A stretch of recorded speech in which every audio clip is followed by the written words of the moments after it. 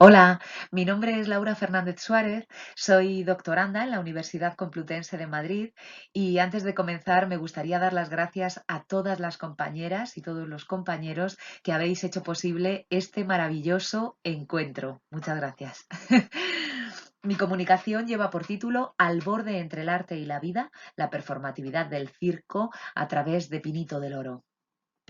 El concepto performativo deriva del verbo anglosajón to perform, que significa realizar o ejecutar. Aparecerá por primera vez en el campo de la filosofía del lenguaje, de la mano de John L. Austin, para referirse a determinados actos del habla.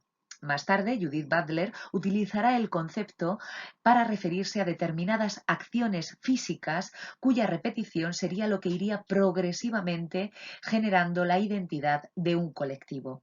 Hay dos características que son fundamentales a la hora de hablar de este concepto, y es que se trata de acciones autorreferenciales y constitutivas de realidad. De todas las teorías que surgen en torno a la performance y a la performatividad alrededor de los años 60 y sobre todo en el campo de la antropología y de la sociología, nos referiremos a la que expone Erika Fischer en su escrito Estética de lo performativo, porque por tener una relación directa con nuestro campo, como vamos a ver.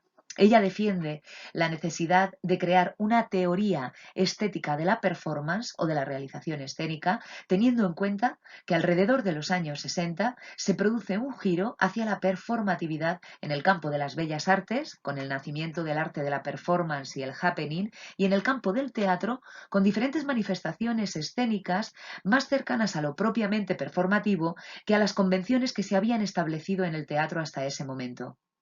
Según la autora, los máximos precursores de este giro hacia la performatividad se encuentran entre los movimientos de las vanguardias históricas. Sin embargo, en numerosas partes de su libro hace referencia a que muchos de los representantes de estos movimientos tenían una fuente de inspiración común: el circo. Un espectáculo surgido a finales del siglo XVIII, tal y como lo entendemos hoy en día, y cuyo nacimiento se le ha atribuido al militar británico Philip Astley, cuando en 1770 él decide cubrir la pista de su escuela de caballos, donde realizaba exhibiciones de acrobacia ecuestre gratuitas por la tarde. Decide cubrir la pista, la reduce a 13 metros de diámetro, que se convertirá en la medida estándar de las pistas de circo, y a las exhibiciones de acrobacia ecuestre decide añadir otras disciplinas, como por ejemplo la pantomima, que después desembocará en los clowns, para hacer más atractivo el espectáculo y poder cobrar una entrada. A partir de este momento, el circo se multiplica y expande con éxito hasta que se le da a conocer como el gran espectáculo del mundo durante su época de mayor apogeo, que abarcaría el periodo más o menos entre 1870 y 1930, momento que coincide plenamente con el desarrollo de las vanguardias. Por ello, no es de extrañar que estos artistas se sintieran interesados por el circo, influenciados e inspirados por este espectáculo, ya que en ese momento estaba en auge y además contaba con el favor y el reconocimiento del público. Sin embargo, ¿qué relación existe entre el circo y la performatividad? Pues bien, el circo nos muestra un espectáculo primero multidisciplinar, universal. Además, es un espectáculo que pone el énfasis en el directo, en el liveness, en el peligro, en el riesgo. Por otra parte, la mayoría de sus disciplinas tienen su origen en determinados rituales de diferentes culturas, y además nos propone no tanto una representación, sino una experiencia vivida en comunidad. Habrá tres aspectos que formaban parte del exclusivo dominio del circo y que además constituían su fundamento, que serán de interés para las vanguardias y que serán claves a la hora de provocar este giro hacia la performatividad. El primero será el rechazo del ilusionismo. El circo propone un espectáculo que rompe todas las barreras que existen entre el espectador y la escena. El circo quiere interactuar con el público, no quiere romper, no quiere generar ningún tipo de ilusión. La iluminación se trata de una experiencia que vive el pueblo, está hecha por y para el pueblo. Y el concepto de presentación cobra mucha más importancia que el concepto de representación. Es decir, no está vinculado a ningún texto, es una experiencia que se ofrece en el aquí y ahora, prima el directo, prima la realidad, como decía anteriormente en Leibniz, por encima de una mímesis de otra realidad. Además, es un espectáculo que rechaza el psicologismo, algo que era de mucho interés para las vanguardias. El circo relega el lenguaje racional a un segundo plano y pone el foco de interés en la plasticidad de la escena y en la fisicidad de sus artistas. Es un espectáculo que está hecho desde el cuerpo, desde lo plástico, y que está dirigido totalmente al organismo del espectador, a provocarle una experiencia emotiva y sensorial.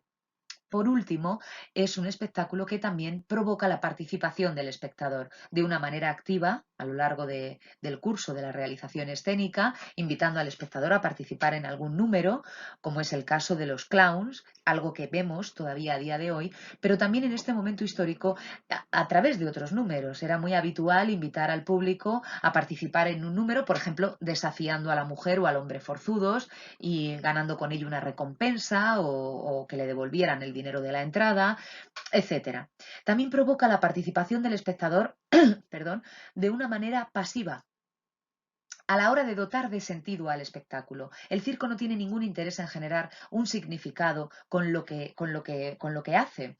Al contrario, sus artistas significan ya en sí mismos lo que son y lo que hacen. Sin embargo, el espectador no podrá evitar que su mente establezca una serie de asociaciones entre lo que presencia y su cultura y experiencia de vida, tal y como reza la performatividad.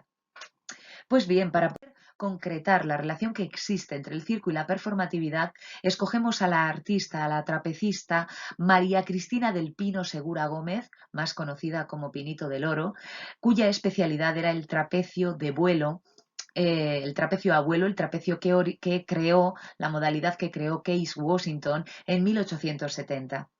Pinito del Oro consiguió un éxito a nivel mundial a través del trapecio y también a través del trapecio estuvo a punto de morir hasta en 3 ocasiones en las que sufrió accidentes muy graves para su salud.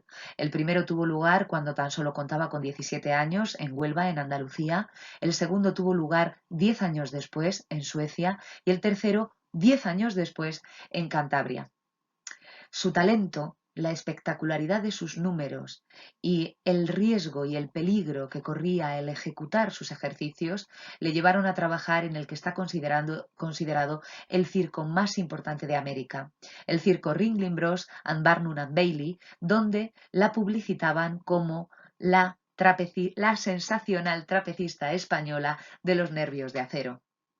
A principios de los años 60, Pinito del Oro se retira de la pista y reaparece 7 años más tarde de la mano del Circo Price, del antiguo Circo Price, con la misma precisión que tenía 7 años antes y además introduciendo un elemento que aumentaba considerablemente el peligro de su número, que es la silla, tal y como podemos ver en la fotografía.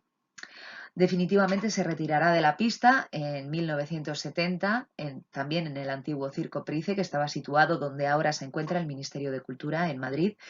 Y bueno, pues entre otros reconocimientos ha obtenido el Premio Nacional de Circo, otorgado por el Instituto Nacional de las Artes Escénicas y la Música de España en 1990 y en 1998 la medalla de oro al mérito en las bellas artes, otorgada por el Ministerio de Cultura y Deporte de España.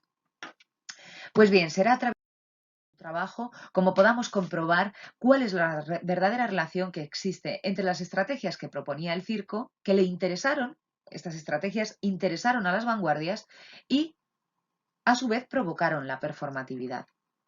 Según Erika Fischer-Liste, las vanguardias destruyeron toda una serie de fronteras en forma de convenciones que se habían establecido en el teatro y en el arte, y al destruirlas se generaron una serie de espacios umbral donde comenzaron a dialogar conceptos que anteriormente se tenían por contradictorios. Pero como veremos a continuación, toda esta serie de fronteras en el circo no existían.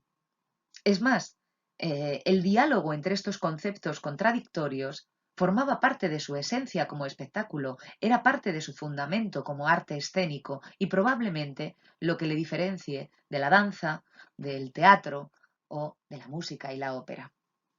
La primera de estas fronteras será la que divide el arte y la vida. Los performers tratarán de hacer dialogar el arte con la vida. Parece que la línea que divide estos conceptos, que les separa, se dibuja, se funde y se confunde en la performance y en las manifestaciones artísticas propias de la performatividad. Sin embargo, en el circo, tal y como vemos a través de Pinito del Oro, esta línea, esta frontera ya no existía. A la espectacularidad de los números de Pinito, a la estética, a lo artístico de sus números, se suma siempre el riesgo y el peligro que corre, y que hasta en 3 ocasiones, como hemos visto anteriormente, estuvo a punto de perder la vida al ejecutar estos ejercicios ante los ojos del espectador. La segunda de estas fronteras será la que existe entre el cuerpo y la mente. Dos conceptos que se tenían por contradictorios y que los artistas de la performatividad tratarán de hacer dialogar, queriendo explorar los límites físicos y psicológicos del ser humano, como podemos ver aquí en este caso esta performance de Marina Abramovic y Ulay. Sin embargo, en el circo esta frontera no existe. Para sus artistas es imposible separar su cuerpo de su mente. A un alto grado de concentración mental siempre se suma una elevada precisión corporal. La siguiente frontera es la que dividía el objeto y el sujeto. A partir de este giro hacia la performatividad, el artista, el sujeto artista, comenzará a coincidir con el objeto obra de arte. En el circo esta frontera de nuevo ya no existía. Para sus artistas es imposible separarse de su obra de arte, que en la mayoría de los casos es su propio cuerpo. El sujeto artista es el objeto artístico. Además, se rompe otra frontera, la que existía entre el significante y el significado. Los performers harán coincidir el material, el significante, con el significado. De la misma manera, en el circo coinciden siempre el artista significa lo que hace y lo que es. Y es a través de la repetición de sus ejercicios cómo se va revelando su identidad, tal y como defendía Judith Butler con el concepto de performatividad. En esta fotografía tenemos a Hannah Wilke. Ella no está interpretando un personaje, está en una sesión de fotografías que lleva por título Intravenus y con las que pretendía compartir con el espectador la enfermedad que estaba sufriendo.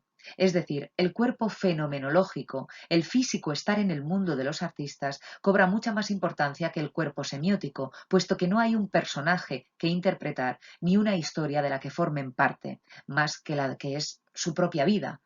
De la misma manera en el circo tenemos esto. Los artistas prima siempre su propio físico, estar en el mundo, su cuerpo fenomenológico, por encima del cuerpo semiótico. No hay una historia ni un personaje que interpretar. Son ellos mismos desarrollando una serie de acciones y es a través de sus acciones cómo podemos darnos cuenta de lo que son, de qué hacen, ¿no? Sabemos que Pinito del Oro es trapecista por las acciones que ejecuta, ¿no? Y es ella misma la que se nos muestra ante nuestros ojos, no es un personaje, ¿no? La siguiente barrera es la que existe entre lo cotidiano y lo extraordinario. Los artistas de la performatividad querrán elevar un acto cotidiano a algo extraordinario, a un hecho extraordinario. En esta performance, la artista está presente. Marina Abramovic realiza el siguiente acto cotidiano, que es mirar a un desconocido durante 1 minuto, más o menos. Bueno, el circo nos invita al viaje contrario, lo extraordinario, lo increíble, lo que desafía la razón y la lógica, se materializa ante nuestros ojos, cobra vida. En el circo, lo extraordinario se nos muestra como algo cotidiano, como algo normal, tal y como vemos en estos ejercicios a Pinito del Oro. Son reales, no hay ficción y sin embargo ella los realiza como si de algo cotidiano se tratara. Si para Erika Fischer-Liste la estética, el arte de lo performativo, es el arte por excelencia del reencantamiento de la realidad, con el circo estamos ante el arte escénico por excelencia en el que se nos muestra la realidad en la misma medida como realidad y como encantada. Por lo tanto, a través de Pinito del Oro podemos concluir que todas las estrategias que se llevaron a cabo a raíz del giro hacia la performatividad en el teatro y en el arte ya se ponían en práctica bajo la carpa. No solo eso, sino que constituían la esencia y fundamento del espectáculo circense. Y por lo tanto, y teniendo en cuenta que el circo surge con un siglo y medio prácticamente de anterioridad, antes incluso que el concepto performativo, de lo performativo, podemos decir que el circo es el origen de la performatividad escénica. Muchísimas gracias.